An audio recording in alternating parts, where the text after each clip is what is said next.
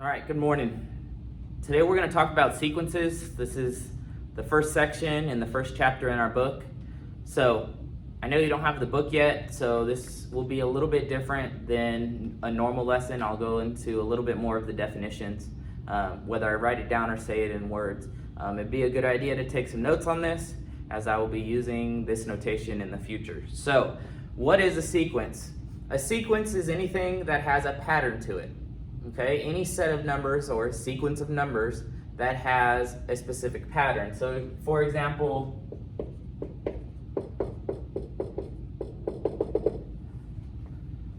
one, two, three, four, five. That is a sequence because we can base the pattern off of the previous term. So if we add 1 to the previous term, we get the next term. All right, so that is an example of a sequence. Another example might be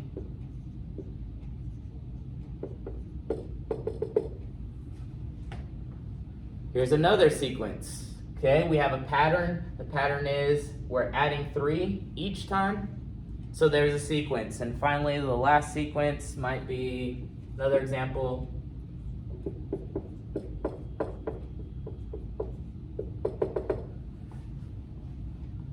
So the pattern here is that we're multiplying 2 every time. So all of these are examples of basic sequences. So we have two separate types of sequences. Okay, sequences can either be finite, and finite just means that it has an end. The sequence has an end. So for example, if we have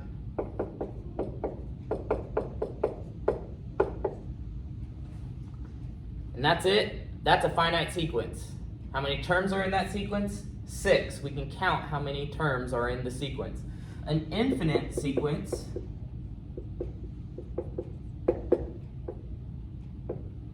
might be something like what I wrote earlier. We have 1, 2, 3, 4, 5, dot, dot, dot. Those dot, dot, dot, those are called ellipses.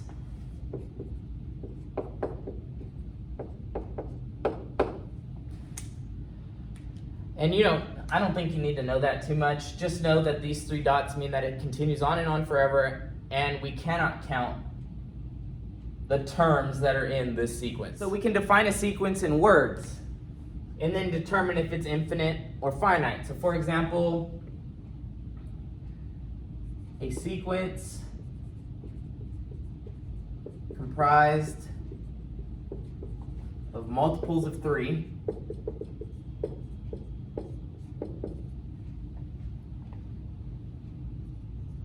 and less than 25. Okay, would this be a finite or infinite sequence? Well, if we list out the terms of this sequence, we'd have 3, 6, 9, 12, 15, 18, 21, 24. And the next one will be 27, but it doesn't meet this criteria that it has to be less than 25. So this would be a finite sequence. Okay, if I was to say a sequence comprised of multiples of 3, without this condition that it has to be less than 25, that's an infinite sequence. All right, so in sequences, order is very important. So the place of each term is super important. So we have notation that we use. So this 2 is the first term in the sequence. So we use the letter U and a little subscript number for what place value that term is in the sequence. So the first term is U sub 1. The second term is U sub 2. Third term, U sub 3. Fourth term, U sub 4, and so on. All right, now, this is an infinite sequence. So how do we write the nth term of a sequence, meaning somewhere along the line in this sequence? All right, we use a U with a little subscript n.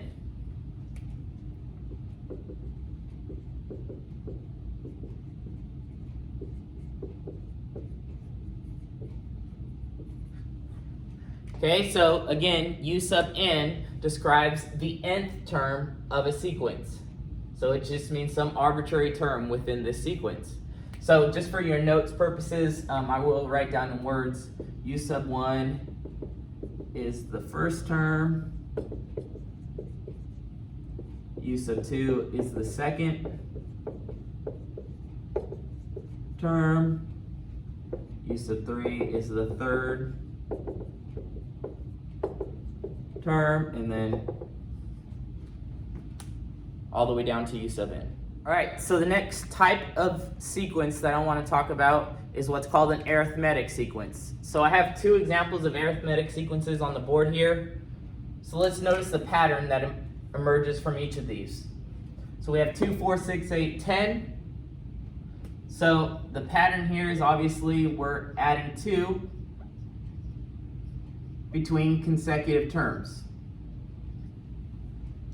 All right? That plus 2 is what's known as a common difference. And in all arithmetic sequences, there can be found a common difference. All right, so let's look at the next one. 5, 1, negative 3, negative 7. Well, to go from 5 to 1, you subtract 4. To go from 1 to negative 3, you subtract 4 again. From negative 3 to negative 7, you subtract 4. So again, there's a common difference. The common difference being negative 4. So what you need to know with arithmetic sequences is that there's a common difference. Okay, so on the board, I have the next type of sequence that we're going to talk about, and that's geometric sequences. So these three sequences are geometric, and let's see the pattern here. So if we think about, okay, we had the last patterns, we are adding or subtracting something, so let's try that. We're adding 8, then adding 40, then adding 200. It's not arithmetic. So then we try multiplication. Well, to go from 2 to 10, you would have to multiply by 5. To go from 10 to 50, well, that's multiplying by 5. So multiplying by 5 seems to be the pattern here.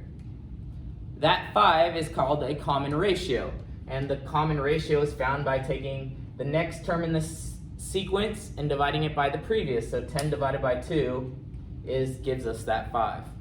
So we say 5 is the common ratio.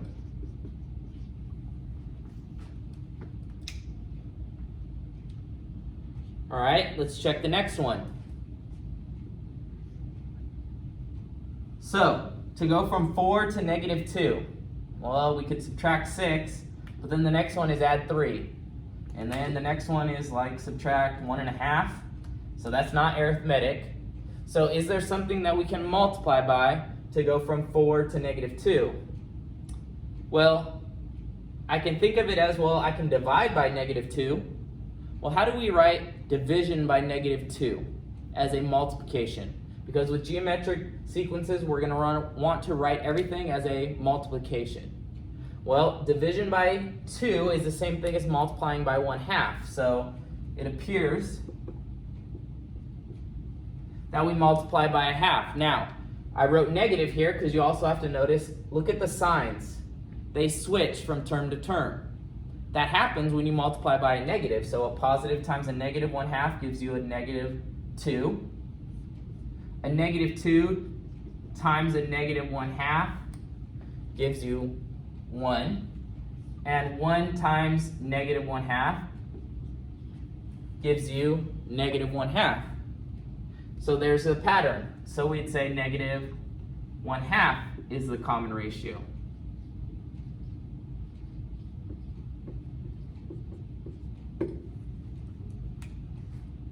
All right, now let's look at the last one. We have 1/4, negative 1/2, 1, 2, and 4. Okay, well, my fractions are getting larger, and then I get to whole numbers. So I have to be multiplying by something. So let's, if it's not apparent what you have to do to go from 1/4 to negative 1/2, there should be a negative there. to go from 1 to negative 2, you'd have to multiply by negative 2. So let's see if that holds up. To go from negative 2 to 4, again, you can multiply by negative 2. Does it work to go from negative 1/2 to 1? Yes. You multiply negative 1/2 times negative 2, you get positive 1. And same thing with 1/4 to negative 1/2. So negative 2 is the common ratio. So geometric sequences have common ratios.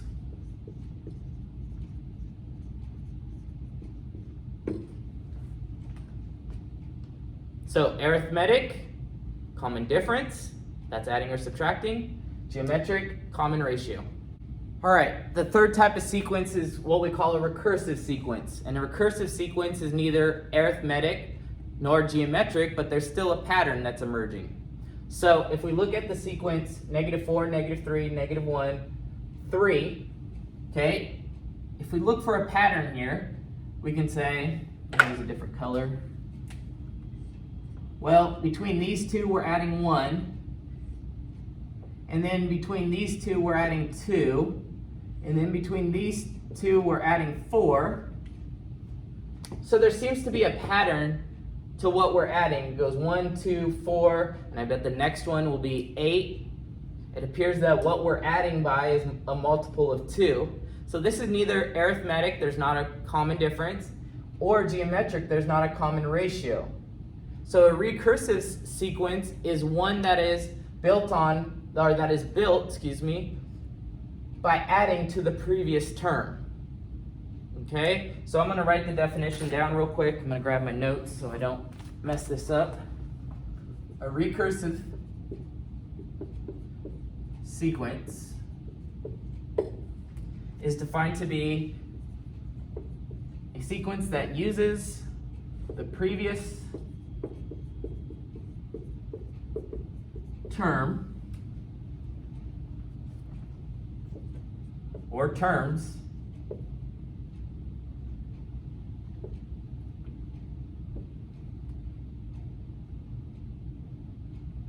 to find the next term.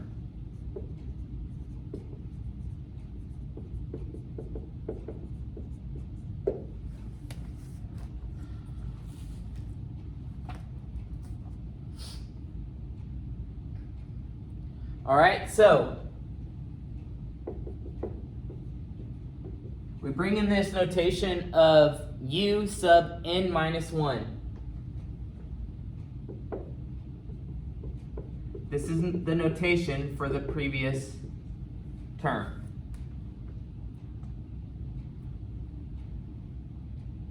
All right, so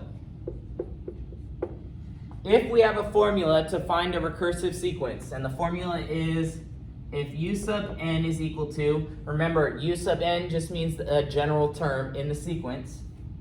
So if u sub n is equal to 2 times u sub n minus 1, so that's 2 times the previous term, plus 5, and u sub 1 is equal to negative 4,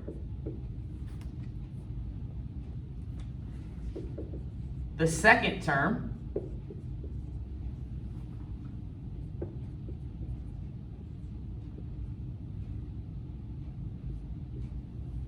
which the second term is denoted u sub 2,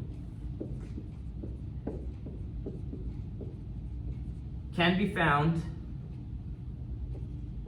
by the following. Okay, just plugging into this formula that we're given. U sub 2 is equal to 2 times u sub n is 2, right? We're looking for the second term. So plugging into our notation here, it'd be 2 minus 1, and then we have plus 5. So this 2 minus 1 is the subscript. It's not a part of this addition. All right, this tells you which place or what term number you're looking for. So we can write, to find u sub 2, it's 2 times u sub 2 minus 1 is just u sub 1. So it's 2 times the first term plus 5.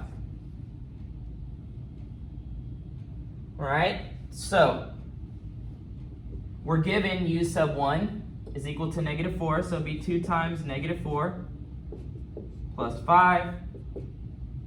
2 times negative 4 is negative 8, plus 5 is negative 3. So the second term in that sequence would be negative 3. All right, so our sequence thus far, I'm going to write it out to the side and then erase. Our sequence thus far is negative 4, negative 3. Okay, let's see what the third term would be.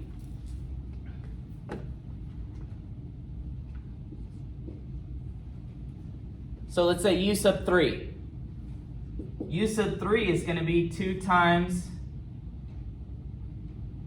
u sub 3 minus 1 plus 5. So we have 2 times u sub 2 plus 5. We found that u sub 2 was negative 3. And 2 times negative 3 is negative 6, plus 5 is negative 1. So there's our third term of our sequence.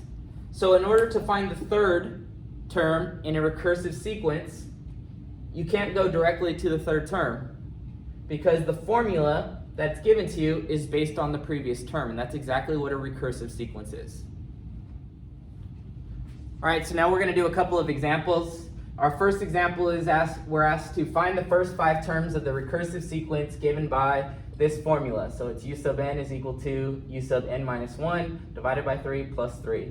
And we're always given the first term, okay, in this example.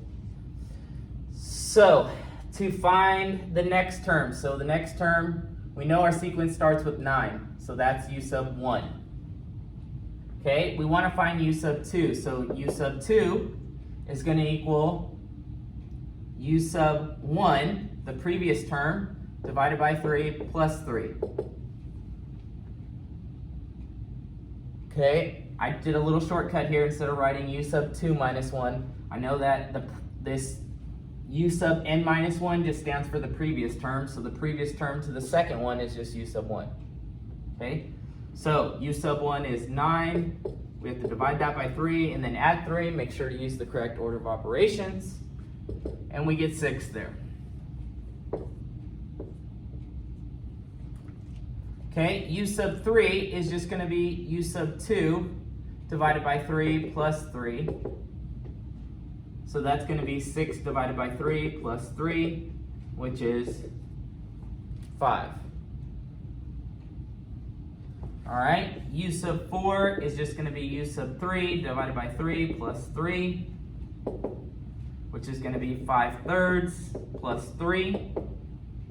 So in this course, you are going to have to be comfortable with dealing with fractions. Okay, this is a question that could easily be on the non-calculator section. You need to get comfortable with fractions. So when adding fractions, you need common denominators, so 5/3, common denominator is 3. 3 as a third is 9/3. You add the numerators, so it's 14/3.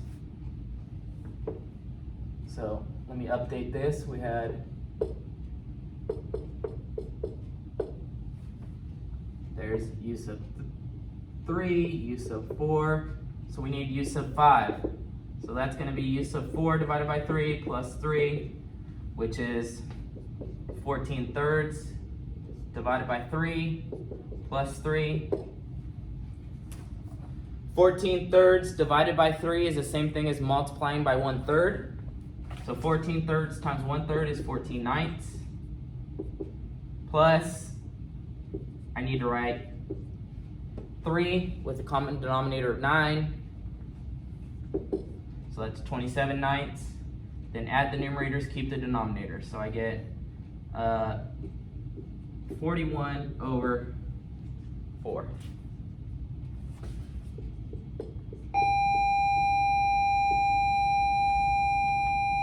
So that's that example. All right, so for our last example, we're going to find the recursive formula for the given, not term, for the given sequence. All right, so now I want to come up with what u sub n is equal to if I define it recursively. Now, if we look at the sequence 12, 8, 4, 0, we see that there's a common difference. This is an arithmetic sequence. In the next section, actually it's not the next video, but the one after that, we're going to talk about how to write a formula for all arithmetic sequences, but we're not going to define it recursively. So that's coming up, but we can define this sequence recursively, and this is how we do it. Okay, if we notice, we're subtracting 4 between each term. Okay, that means that u sub n, the nth term in our sequence, and we'll say this is dot, dot, dot. Okay, the nth term in our sequence can be defined by taking the previous term, u sub n minus 1, and subtracting 4 from it. And we also have to define, if we're defining something recursively, we have to tell what the first term is. We have to give a starting point. All right, so there's the first example done. This is my answer. All right, the second one. If we look at the second one, it's negative 0.32, 3.2, negative 32, 320.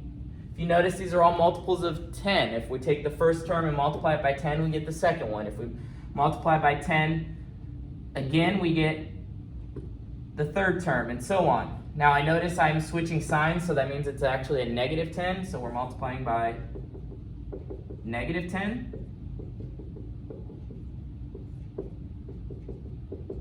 So that makes this sequence a geometric sequence, and again, in future sections we'll learn a formula for that.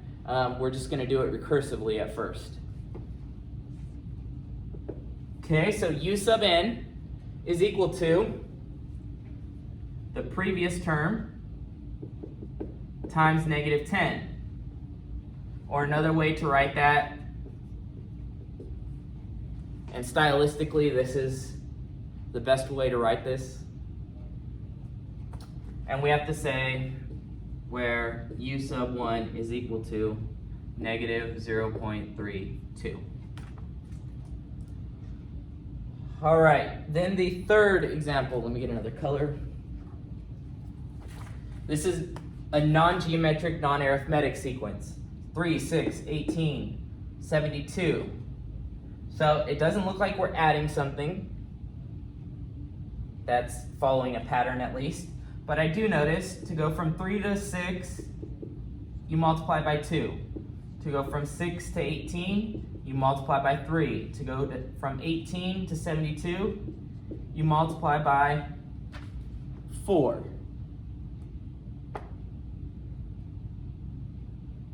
So there does seem to be a pattern there. And the pattern, well, if we think about the sequence, if we think that this is the first term, this is the second term, this is the third term, this is the fourth term. So these are the u subs. This is like u sub 1, u sub 2, u sub 3, u sub 4. We can write u sub n in the following way. Well, if we take n, the place value of that term, and multiply it by the previous term, it seems to me that we get the next term in the sequence. Like 3 times 2 is 6, 6 times 3 is 18, 18 times 4 is 72, and so on and so forth. So to define this sequence, we can say that if we take n, the placeholder value in the sequence, and multiply it by the previous term, we can come up with this sequence. And again, we have to say where u sub 1 is 3. We have to give a starting point.